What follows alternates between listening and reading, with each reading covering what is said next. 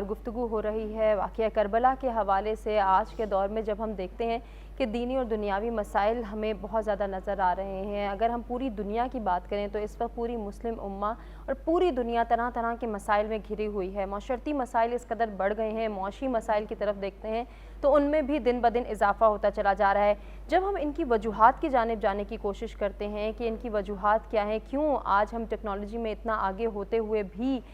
جو ہے وہ مختلف طرح کے مسائل میں گھرے ہوئے ہیں، ہمیں لگتا ہے کہ ان مسائل سے نکلنے کا کوئی سلوشن نہیں ہے، کوئی حل نہیں ہے، تو یقیناً ہمیں 1400 سال قبل دیکھنا ہے کہ ہماری دینی روایات کیا ہیں، ہماری تعلیمات کیا ہیں، وہ تعلیمات آج ہم کس طرح سے ریوائیو کر سکتے ہیں۔ لیکن یہاں ایک سوال ضرور ہم اٹھائیں گے جو کہ آج کا ہمارا بنیادی سوال بھی ہے کہ یہ جاننا بھی بہت ضروری ہے کیا ہم پیغام کربلا کو سمجھ سکے ہیں اور پیغام کربلا کے مطابق اپنی دینی اور دنیاوی زندگی گزار بھی پا رہے ہیں یا نہیں۔ علامہ حیدر علوی صاحب، آپ کی جانب بڑھنا چاہوں گی۔ جناب، میرے آپ سے یہی سوال ہوگا کہ جس طرح سے میں بات کر رہی ہوں کہ جب ہم وجوہات تلاش کرنے کی بات کرتے ہیں، جب ہم روٹ کاز جاننے کی کوشش کرتے ہیں تو یقیناً پھر ہم اپنی زندگی گزارنے کے طریقہ کار پر غور کرتے ہیں۔ فرمائیے گا، کیا ہم پیغام کربلا کو سمجھ سکیں اور کیا اسی کے مطابق اپنی دینی اور دنیاوی زندگی گزار رہے ہیں؟ یقیناً آپ کا سوال بڑا عام ہے۔ انسانی اقدار اور انسانی تاریخ کے دھارے کو مولا حسین نے بدلا ہے کربلا کی سرزمین پر۔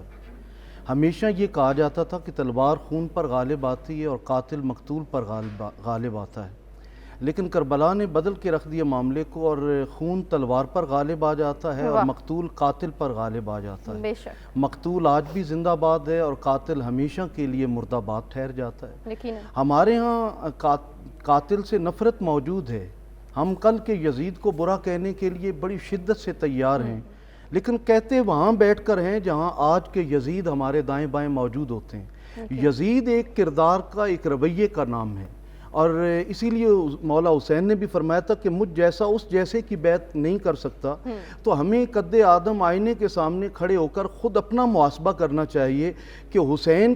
قرآن حکیم کے عشق کا اور قرآن حکیم کی تعلیمات پر عمل کرنے کا نام تھا، جبکہ یزید جو ہے وہ قرآن کے حلال کو حرام اور حرام کو حلال کہنے کا نام تھا۔ وہ براہ راست وحی کو جو ہے وہ کہتا تھا کہ یہ بنو ہاشم کا ڈنگوسلہ ہے، یعنی وحی کا بھی انکار کرتا تھا، نماز کا انکار کرتا تھا، شراب کا عادی تھا۔ وہ سارے کام جو ایک فاسق و فاجر یزید میں پائے جاتے تھے، اگر وہ ہمارے کردار میں عملاً موجود ہیں اور ہم بیٹھ کر کل کے یزید کو تو برا بھلا کہہ رہے ہیں، لیکن آج کا یزید ہمارے اندر موجود ہو اور پھر ہم یہ بھی سمجھیں کہ ہم حسینی ہیں، نہیں، حسینی بننا ہے تو حضرت شاہ نصیر الدین نصیر رحمۃ اللہ علیہ نے فرمایا تھا کہ حسینیت کو پانا ہے تو ٹکر لے یزیدوں سے۔ یہ وہ منزل ہے جو لفظوں میں سمجھائی نہیں جاتی۔ ہم لفظوں کے ہیر پھیر میں، نعروں میں تو حسین سے پیار کرتے ہیں، لیکن جب کردار کی بات آتی ہے تو ہمیں وہ کردار اپنے کردار میں ڈھالتے ہوئے شاید ہم اس سے کوسوں دور نظر آتے ہیں۔ امام علی مقام کے کردار کو اگر ہمیں اپنانا ہے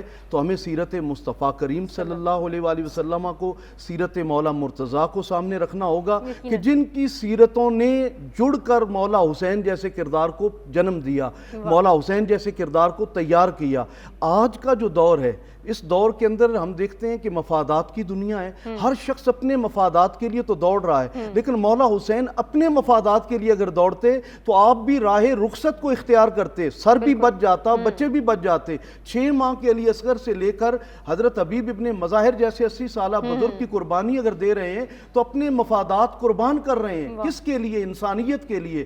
آقا کی امت کے لیے اور بعد میں آنے والوں کے لیے، اور ایسی ایک مثالی کردار چھوڑ کے جا رہے ہیں کہ بھی صرف مفادات کو حاصل کر لینا کمال نہیں ہے، کبھی کبھی دوسروں کے فائدے کا آپ اختیار کر لیں، اپنا فائدہ چھوڑ دیں، کبھی کبھی اپنے مفادات کا قتل بھی اگر ہوتا ہے تو ہو جائے، حق کا راستہ نہ چھوڑیں۔ ہمارے ہاں بڑی شدت سے یہ کہا جاتا ہے میں رشوت اس لیے لے رہا ہوں، کرپشن اس لیے کر رہا ہوں، میری بیٹی کا نکاح ہے، میرے بیٹی کی فیسیں ہیں، بیٹے کی فیسیں ہیں۔ بھئی آپ ان مجبوریوں کو دیکھیں، مولا حسین کے سامنے بھی ننھا علی اصغر تھا، حضرت علی اکبر شبیہ مصطفیٰ تھے، لیکن انہوں نے سب کچھ قربان کر دیا، لیکن حق کا راستہ نہیں چھوڑا۔ آج بھی حق نکھرا ہوا کربلا کے سبب ہمارے سامنے موجود ہے، لیکن اسے اپنانے کے لیے حسین جیسا جذبہ اور جگرہ چاہیے۔ یقیناً